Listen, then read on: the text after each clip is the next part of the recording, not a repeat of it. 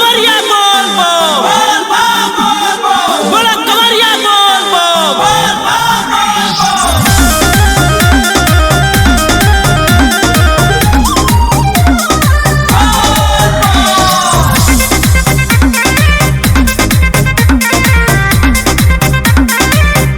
पिया रोड में कंवरियन के जाम्बा अभी जा रे तो दूर बाबा धाम्बा सुना पिया रोड में कंवरियन के जाम्बा अभी जा रे तो दूर बाबा धाम्बा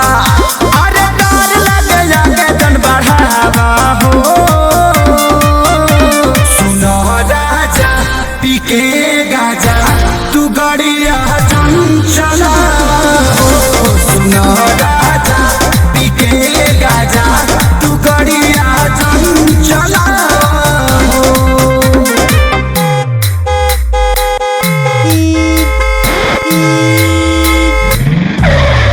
Music by Arya Sharma. अरे बतिया तुमान पिया अपना में हर के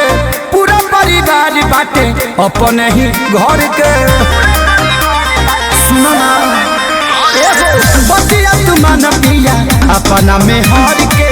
पूरा परिवार बाटे अपने ही घर के अरे ऐसे जानी हंडिल चमका हो सुनो राजा पी के गाजा तू गड़िया चला सुनो राजा पी के गाजा तू गड़िया चला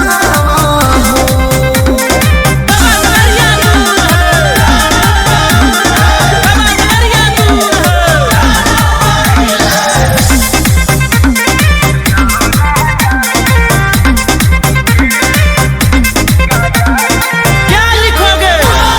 क्या पढ़ोगे क्या बोलोगे कहाँ जाओगे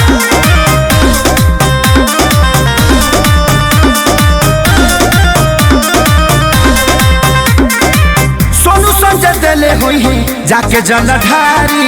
नशा में बड़ो काहे अरे आखे सारी ना मनवा सोनू संजय दिले हुई है जाके जलधारी नशा में बड़ो काहे अरे आखे सारी भले के चलिए पर आकाश तू बोला हो सुनो राजा पी के गाजा